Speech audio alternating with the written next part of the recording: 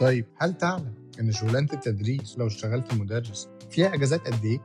اسمع يا سيدي، مبدئيا يومين في الأسبوع عادي، جمعة وسبت. المدارس الدولية تاخد أجازة في شهر 12، أنت بدأت في نص 9 أساسا، تاخد أجازة في شهر 12 أسبوعين تلاتة وينتر بريك، بعدين ترجع الشغل تاني تاخد أجازة في شهر 4 أسبوعين تلاتة سبرينج بريك، بعدين ترجع الشغل تاني تاخد الأجازة الكبيرة في نص 6 شهرين تلاتة. طب هو اللايف ستايل ده مناسب ليكي؟ تحبي يبقى دي حياتك، يبقى عندك شهرين تلاتة اوف في الصيف كله اوف؟ مين بيشتغل شغلانه تخلي الصيف كله اجازه؟ طب انت كأب او انت كأم ما تحبوش ان عيالكم يبقوا معاكم في نفس المكان اللي انتوا بتشتغلوا فيه، فيبقى اجازاتكم في نفس الاجازات، فيبقى وقتك مع عيالك مضمون؟ ده قصدي لما نيجي نفكر انا عايز اشتغل الشغلانه دي، اروح اسال هي الشغلانه دي بعد التخرج ايه اللي بيحصل فيها؟ يا يعجبني يا ما يعجبنيش. اللي انا قلته ده ممكن يكون مغري جدا لناس وممكن يكون ممل جدا لناس. احنا ما اتكلمناش على الفلوس، لان لو انت مدرس ناجح وشغال في مدرسة دولية انت هتقبض ارقام يعني تخليك زي ما انت عايز واحسن بكتير. هل الشغلانة دي ليها فرص انك تشتغل بره لو حبيت؟ ولا لا؟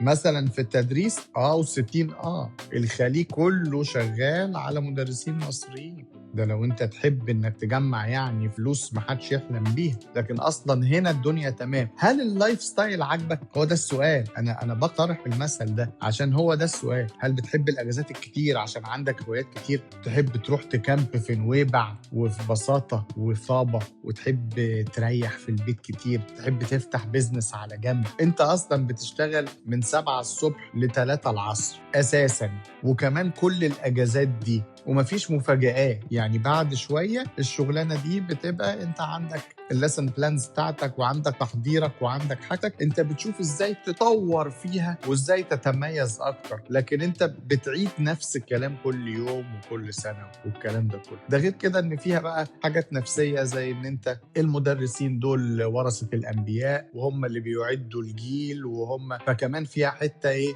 اللذة النفسية الوهمية اللي هي تخليك مبسوط انك بتعمل عمل جليل كمان في المجتمع.